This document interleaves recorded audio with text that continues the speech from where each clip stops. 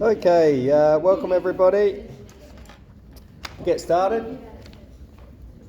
So just continuing on, yesterday we did chapter 2, differential calculus. Today we're going to do chapter 3, which is applications of calculus. So we'll just open up to the summary page on where it says Sat 2, applications of calculus. And remember, this is a fat unit. Not only do we have chapter 3 from the textbook, but we also include the graphing questions booklet and the conjecture questions booklet. So there's a lot to get through. Maybe just quickly before we get into it, I've got a copy of the second test today for you guys as well. That was a bit of a hit yesterday, so I'll pass those out. And you should all have hard copies of your tests. I've given them back to you, but if you want electronic copies, I can share them with you. They're all saved on my computer ready to send to SACE. Okay, let's get into the summary. So in 3A, we do equations of tangents and normals. Okay, so you might remember normals don't actually pop up in the textbook, but they are accessible in the course. So we do need to know how to do normals. So we've got the equations of tangents and normals. That's in exercise 3A. Now 3B, 3C and 3D, we sort of we'll blend those together when we do a question on it in a moment. We're basically talking about the relationship between a function and its derivative, okay? That its derivative can tell us when we have positive and negative slope using the sign diagrams and accordingly turning points. And then inflection and shape, so when the second derivative is positive and negative, tells us concave up, concave down, and points of inflection. In 3E, we have kinematics. Now, kinematics questions in exams are very uncommon. Okay, if you look back, you won't see many of them at all. However, they are a good application of calculus, so we will go over them. Rates of change questions are quite common, okay, and they tend to integrate rates of change questions with integration. And then optimization, problem solving. There we have some of those as well. Okay, so let's get into our questions then, if there's nothing about the summary. So we'll go over these questions together. I would suppose there's enough space alongside for you to solve them. And as we're going through them, I'll draw out how we can use our calculator to support us to generate some of these solutions. If you remember from this test, this is one where we should be relying on our calculator a fair bit, because our calculator can really inform how we answer these questions. Okay, 3A. We have the function y equals 2 on top of x squared, and we're asked find the equation of the tangent at x is minus 1, y is 2. So we'll do a manual process first. We'll just think about it intuitively. Remember when we were doing tangents, I sort of taught 3 ways. There's the formula, there's the general form, and then there's this sort of intuitive process that we're going to do now. Okay, so we're going to find the tangent to this function at x is minus 1. So for a tangent, we need two things. We need the slope and we need the point of contact. Now, the point of contact in this circumstance is given to us. Occasionally, they'll only give you an x value or a y value, in which case you'll need to find the point of contact given that information. All right, we have a relationship between x and y, so whatever value you're given, you can easily find the other. For the slope, this is where the calculus comes in. We need to differentiate this function. So before we can differentiate that, I'm going to express it like this. Okay, all as a power at the top of the fraction, ready for us to apply the power rule. And then we'll go dy on dx. This will simplify to the minus 4x to the minus 3. And in the back of the textbook, they would simplify it like that. That's the derivative function. What is the derivative function? It tells us the slope for any value of x. We want to know the slope when x is minus 1. So what we're doing is we're putting the number minus 1 where the x is. So when x is minus 1, dy on dx is going to be minus 4 on top of minus 1 to the power of 3. So we have to put the minus 1 in brackets. Now, minus 1 times minus 1 is positive 1, but then we're timesing it by minus 1 again. So the result will be negative. In fact, any negative number to the power of an odd number will always be negative. And we can use our calculator to help us out here. But what we have is we have minus 4 on top of minus 1. The slope is positive 4. All right, so all of that we can extract from our calculator. So let's just pause there and talk about how we can get those parts from our calculator. if we graph the function and trace along it, remember we've got the function derivative turned on, we've got the mode derivative turned on, so it tells us the x value, it tells us the y value, and it tells us the dy on the x value. I'm interested in the coordinate x is -1. At x is -1, the y value is 2 and the slope is 4. Okay, so we've got a slope of 4 and a point of contact. So that's all fine and it works well when we have a pretty basic function. When you get in trouble is when you have to find these things exactly, and they're in terms of E and ln, in which case your calculator will just round them to 3 significant figures. Okay, we've got everything we need. So then what is a tangent? All a tangent is a line that is parallel to the curve at that point. So we're finding the equation of a line. The equation of a line is y equals mx plus c. We know the slope is 4, so we have y equals 4x plus c. And we know it passes through the coordinate x is -1, y is 2. So that means when y is 2, the x value is -1. So we have 2 is -4 plus c, add 4 to both sides, and we have c is 6. So therefore the equation is y equals 4x plus 6. Okay, so we've done a really sort of drawn out process, and I've done that on purpose. I'm pointing out what are the two things we need. We need slope, we need point of contact. How do we use calculus to find the slope? Here's how we do it. How do we find the equation of a line? Here's how we do it. Okay, so we're drawing out a lot of skills there. That's really good. Remember, you can just use the formula, all right? So the formula is something like this, f dash of a times x take a plus f of a. And we're doing the tangent at x is -1. So we put -1 here, -1 here, -1 here. And you can just evaluate that. And we could basically do it over 3 steps. So it does simplify the process a bit, but we don't get to recap the knowledge that we need to draw on. Okay, so that's question 1 there. Any questions about that? One more thing is on your calculator, you can actually get it to sketch the tangent for you. All right, so if you remember, if you've graphed it, we can press sketch, and we've got there tangent and we've got normal. So I want to know the tangent. I press tangent, I type in the x value I'm interested, x is -1. It draws the tangent, and then if you press execute again, it even tells you the equation of the tangent. Y equals 4x plus 6. Okay, so that's there telling us the equation of the tangent. Excellent. All right, let's move on to the next one then. Let's see.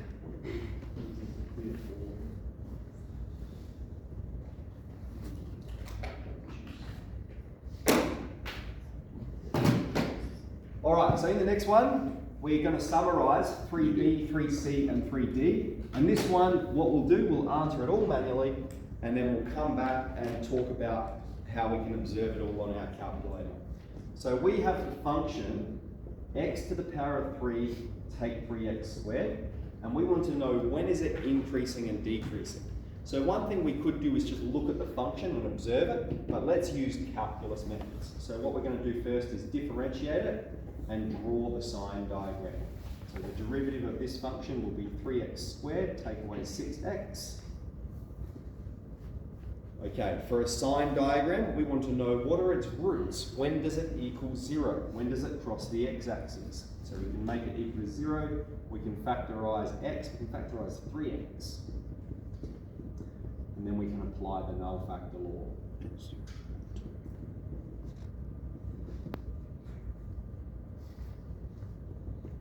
Okay, so we have 2 roots at x is 0 and x is 2.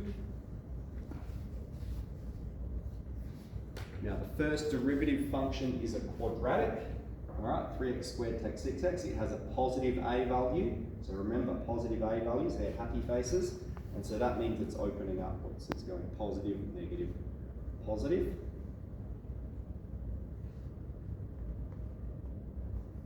Now this is the slope function, right?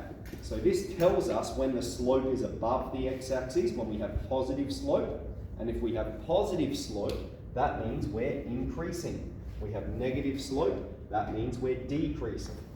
So we can say increasing for 0, x is less than 0, and x is larger than 2. Remember when we're talking about domains over which a function is increasing and decreasing, we always include the point unless it's an asymptote. Okay, we don't include asymptotes because it doesn't exist at the asymptote, it does exist at these points. And then we're decreasing in between that region.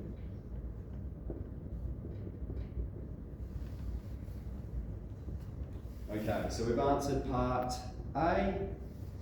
Find when it's increasing and decreasing. Next, let's talk about stationary points. Stationary points occur where the slope is 0. We have two types of stationary points.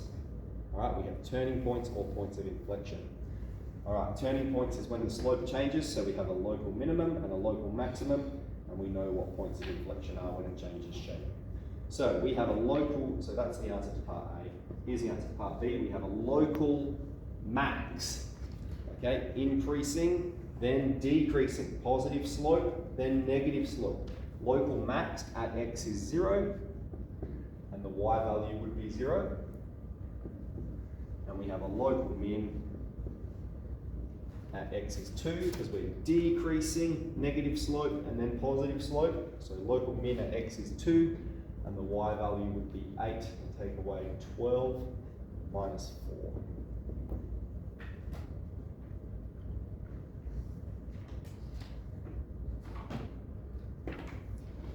Okay, find intervals when the function is concave up and concave down.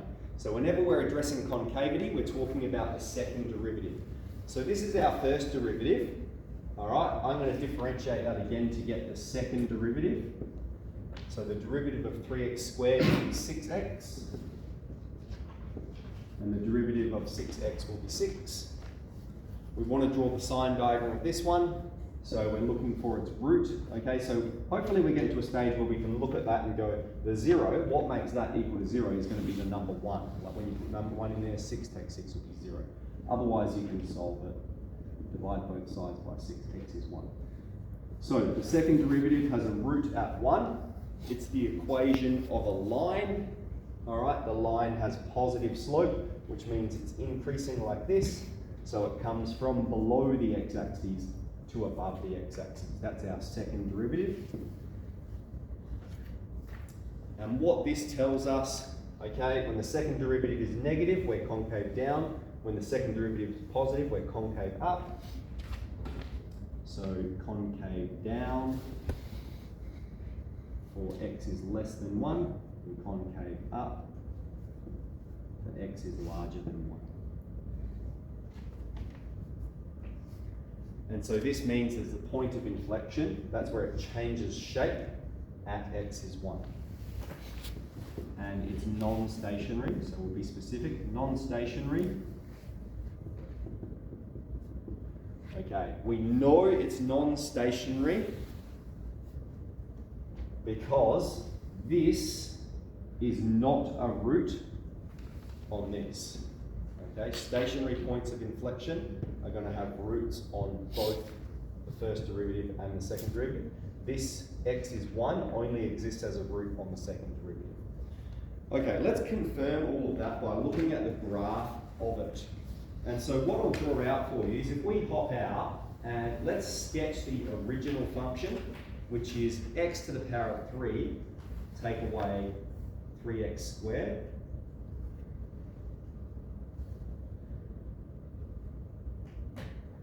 Okay.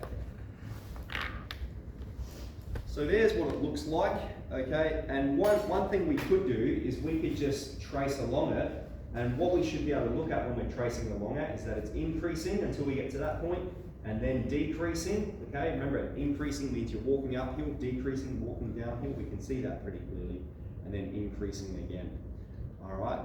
So we can, you can also g-solve the maximum and minimum points, all right, that we've got. Max at 0, 0, g-solve the minimum point at 2, 4. So we can observe a lot of those properties from the graph. We can also even see, hopefully, a point of inflection, okay? It's going like this, point of inflection is when it changes shape. It's concave down, and then it changes to be concave up. All right, so we can see all of those features that we've drawn out. Another thing we can do on our calculator though is graph the derivative functions, can't we? We can go option calc d on dx of y1. And so that's going to graph the derivative function for me. Now our derivative function, all right, was this quadratic, 3x squared take 6x. And we've drawn the sign diagram of that derivative function. We did it manually, but you can just use your calculator, can't you? We can graph the function, we can g-solve the roots.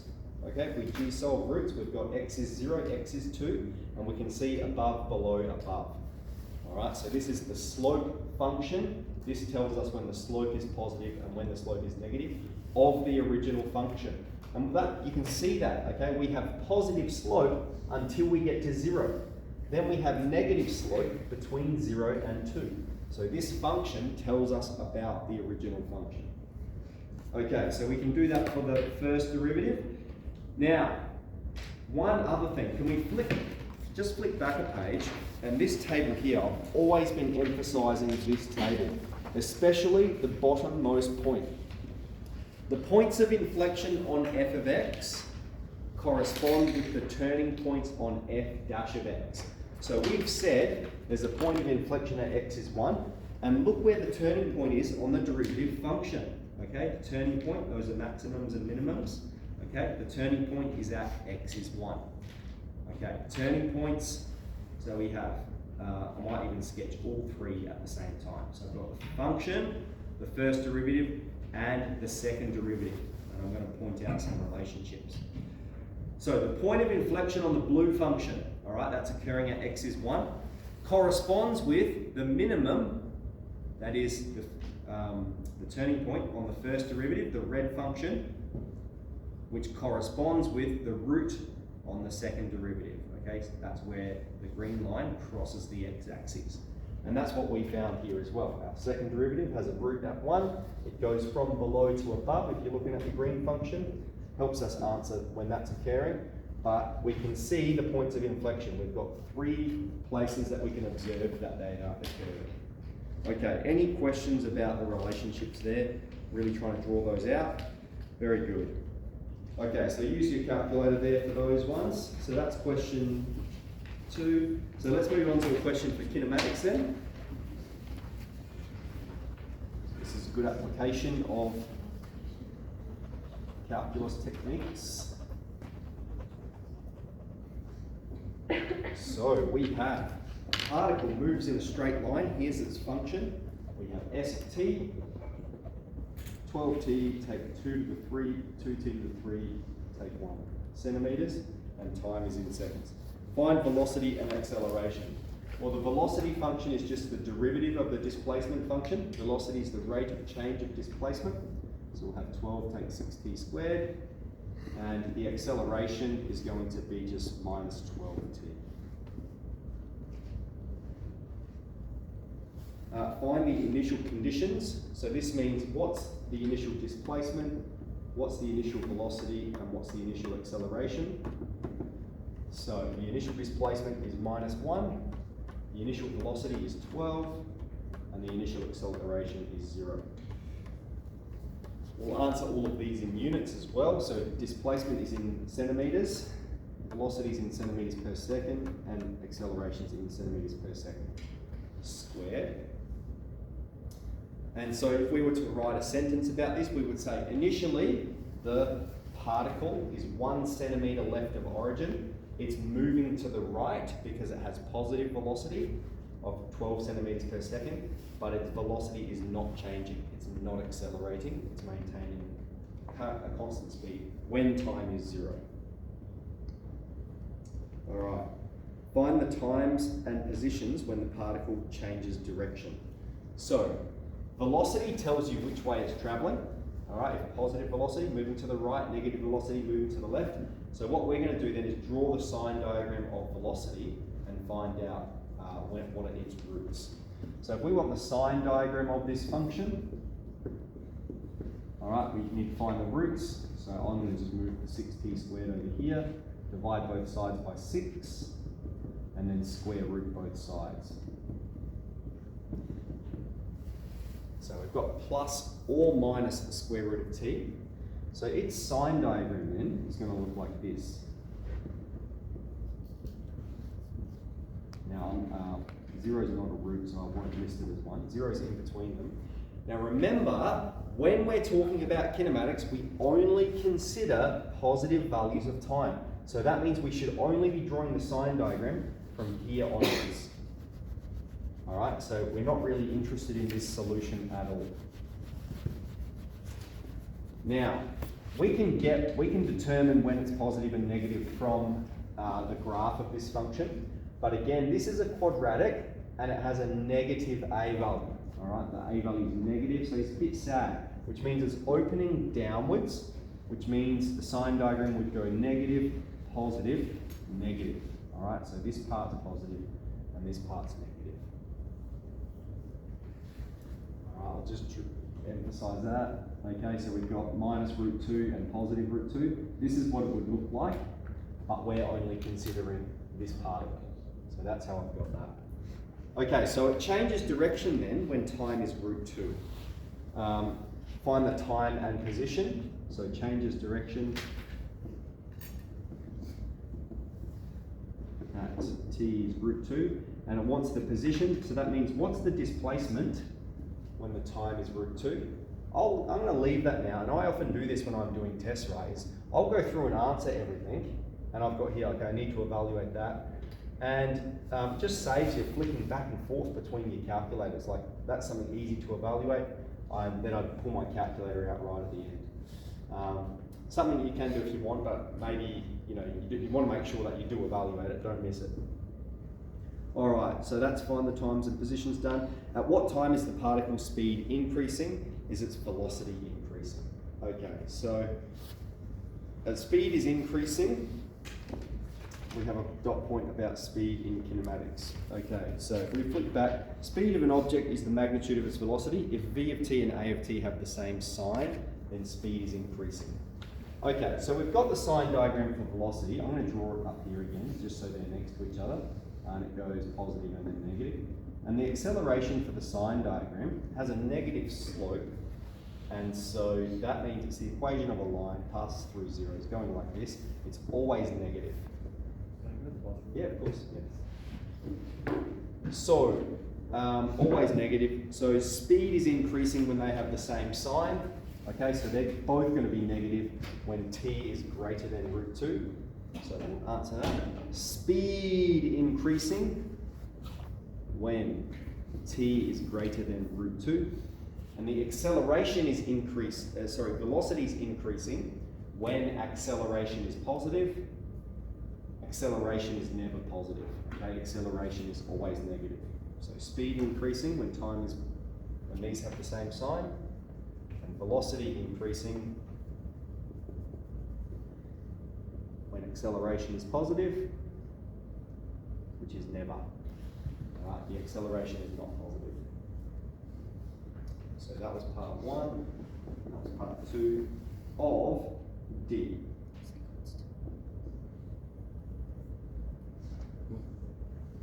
All right, and then we have draw a motion diagram for the particle. So for a motion diagram, all right, what we have is initially we have here's 0. It starts at -1. Okay, so that's its initial position. That's when time is 0. That's where it is. And it has positive velocity and it moves to the right until it gets to time is root 2. So this is probably a good time for me to evaluate that so I can incorporate it into my sign diagram. And we could do so from a graph, but it looks like there's only one calculation that we need to do.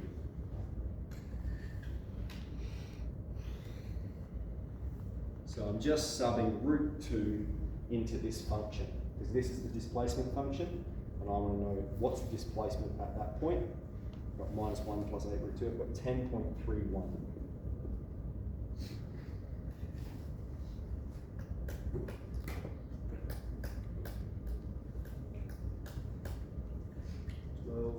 Root 2, take 2, yep. Excellent. Okay. So here's where it starts. After root 2 seconds, it has a displacement of 10.31. So it might be, here's 10, here's 11. The displacement here is 10.31 when t is root 2. So it's going this way. And then we have negative velocity, which means it's moving to the left. And we're not asked to find some final point. We're not asked to calculate its distance. We've demonstrated how it's moving on a motion diagram. Okay, for calculating distance, we add segments together. We go, what's the distance between there? What's the distance between there? But we are just asked here to draw a motion diagram. All right. Any questions so far? Okay, for this one, we're just going to use our calculator for the tree question. So we have here the height of Pinus radiata is given by h equals 20, take 97.5 on top of t plus 5. All right, we've got how high was the tree when it was planted. So when time is 0, what is the height of the tree? Now I'm just going to go straight to my calculator because I'm anticipating there's going to be a number of calculations here that involve just doing a bit of G-solve. So let's type that in. We have 20 take 97.5 on top of x plus 5.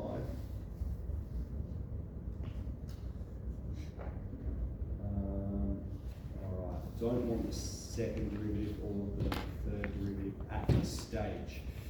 Alright, and we're obviously not interested in negative values of time, so we might just need to zoom out a bit on the y-axis. So that's 20. And for x, let's crank x out a bit too. Let's go 50. Alright, so we can see, hang on, what do I do there? X 50. There we go, that's better. It's approaching some limits in value. Did I type 20 take 97?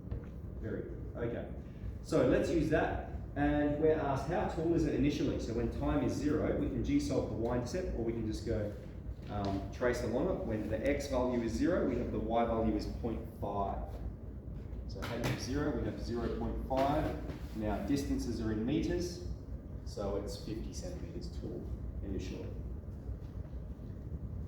Okay, find the height of the tree after we have 4 years, 8 years. So we want h of 4. We want h of 8, and then we want h of 12.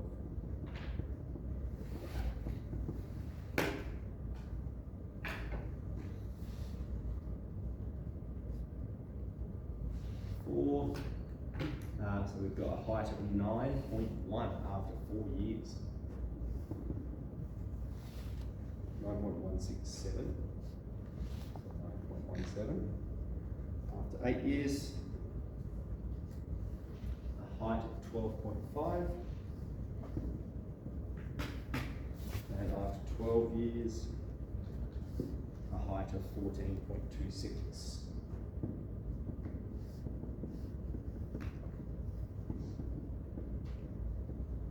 Alright, so that's pretty straightforward. We're just using the model to determine the height. Alright, find the rate of change. Find the rate at which the tree is growing. So this means what's h dash? So what we're taking away from this exercise is if this is the height, then h dash tells you the rate at which height changes. Okay, because the derivative is the rate of change. So we want to know what is h dash of, and we've got when at 0, 5, and 10. All right. Now, we've got the derivative mode turned on our calculator. So I'll just refresh you. How's that done again? Shift menu. We've got to make it should be turned on for you. But here's all your options for your calculator, right? And we've got derivative. It's turned on. Okay, that's where it should say that. And that's what's giving me the dy and dx. Now I want the rate of change when x is 0. We've got 3.9. Now, rate of change is always y per x. Now on the y-axis we have meters, and on the x-axis in time we have years. 3.9 meters per year initially, When time is 5, we have 0.975 meters per year. And when time is 10, we have 0.433 meters per year. And what you can see, if we look at it, the rate of change is constantly decreasing. All right, so it's getting taller and taller, but it's growing slower and slower and slower as time moves on. Okay, show that dH on dt is positive for all values of t. What is the significance of this result? So this does require us to calculate the derivative. So maybe this might be good just so I can sort of make a bit of a mathematical argument for us, although these questions don't get asked very often. Okay, so let's find dH on dt. First, what we're going to do is express it like this. 20 take 97.5 times t plus 5 to the minus 1. So now we can use the chain rule there. We have a function to the power of n. So when we differentiate it, 20, well the derivative of 20 is 0, so board here. And this term here, minus 97.5, that stays the same. I'm just going to leave that out the front, and I'm focusing on differentiating this. A function to the power of n. So I'm going to have n f of x to the n take 1, multiplied by f dash of x, and the derivative of the inside here is just positive 1.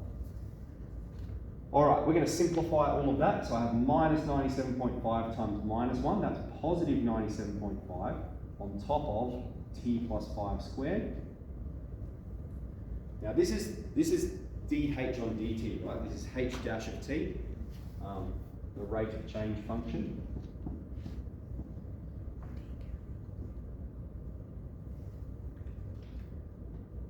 Now what we're going to say is t plus 5 squared is positive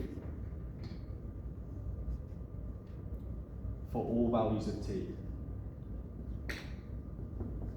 Okay, now that's the mathematical notation we can use, and we've talked about that throughout the year. I'll just highlight that again. You do not have to use this, but we can say that means for all t belongs to the set of real numbers. And all it means is this is positive for all values of t. Okay? So you can write either, you can use the mathematical syntax, or you can just write words. Now this is obviously true. It doesn't matter what number you substitute in there, whether it be minus 1,000, positive 1,000, or 0, this value will always be positive. Why? Because we have whatever number we've got, plus 5, and then we're squaring it. Okay, the fact that we're squaring it makes negative numbers positive. The fact that we've got plus 5, now I think we need to put greater than or equal to 0, because if you put minus 5 in there, although we're not going to consider negative values of time in this circumstance anyway, so not that we need to go there. All right, so then what we need to say is because the denominator is positive, therefore 97.5 on top of t plus 5 squared is greater than 0 for all values of t. So whenever we're making an argument like this for all values of t, what we do is we break it down into parts. So we say the denominator is positive, the numerator is positive, therefore the numerator divided by the denominator must be positive as well. All right, we'll stop for recess. When we come back, we'll polish that one off, and then we've got some of your own time. Okay, so last question. This is an optimization one.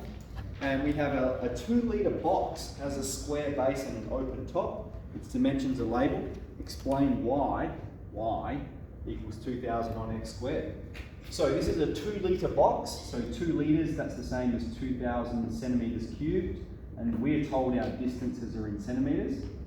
And so what that means is the volume, it's a square-based pyramid, the volume is x times y, so that's x squared y, and that's equal to 2,000 centimetres cubed, right? And so if we divide both sides by x squared, we have y is 2,000 on top of x squared. Okay, to show that the surface area of the box is given by this equation. So surface area, now it's open topped, so that means we have a bottom or a base, and then we have 4 walls. Okay, so the bottom has dimensions x by x. Okay, the bottom is just a square, the bottom is x squared, and the walls are x times y, and we have 4 of them. Now, we have here an expression that has multiple variables. We've got x squared, and then we've got this y over here. So there's a reason we did this. We're going to substitute that in there so that our expression is just in terms of x only. All right, so I'm going to put 2000 on x squared where the y is.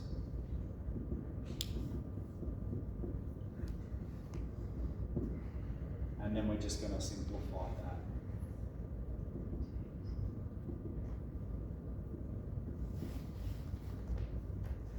Which is what it wants us to show. All right, that's the surface area.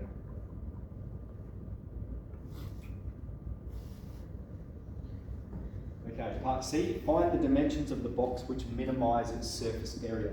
So with optimization, what we're always doing is finding the optimal solution. And so that means maximum or minimum, the most economic, the most efficient. So we know maximums and minimums occur when the first derivative equals 0. So we're going to differentiate this function and make it equal to 0. All right, so we have the function is x squared plus 8000 x to the minus 1. So first I'm going to express it in a manner conducive to differentiation. Then we will differentiate. So that's SA dash. All right, so we've differentiated it. This is the derivative function. And I'll express that in simplified form. And we want to know the roots of the derivative function. We want to know what values make the derivative function equal to 0. So what we'll do here is times both sides by x squared, okay, to get rid of this denominator, and times both sides by x squared. And so that's going to give us 2x to the 3 take 8000 equals 0. And then we're just solving through for x. So we'll add 8000 to both sides, divide both sides by 2, and then cube root both sides.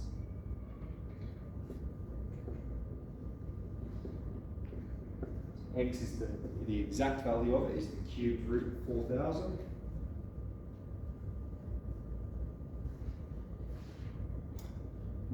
Cube root 4000. 15.87 centimeters. So we've got the x value.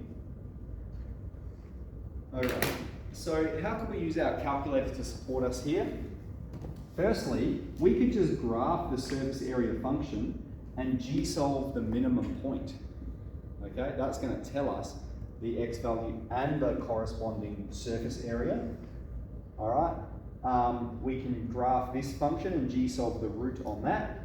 All right, we can use our calculator to help us solve through to here, 15.9. So we've got the x value, that's the optimal solution. However, we need to answer the question. Find the dimensions of the box. Okay, so dimensions are x times y. So let's write that out, dimensions.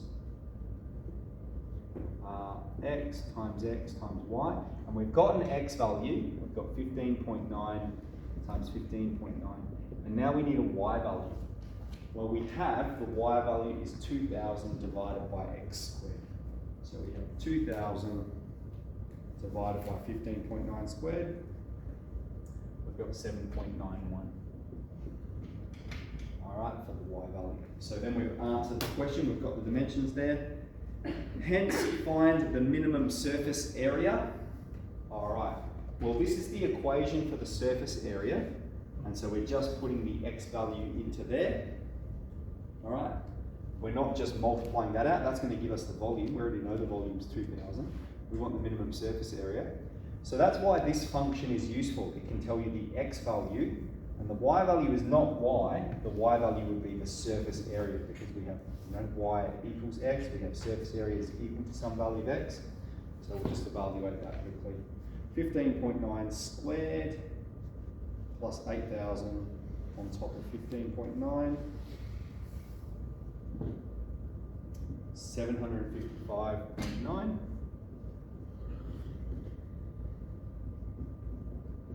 756 centimetres. Very good. All right, so same again, where can you dedicate your efforts? So we've got tests, we've got review sets, we've got conjecture booklet, okay, we've got graphing relationships booklet.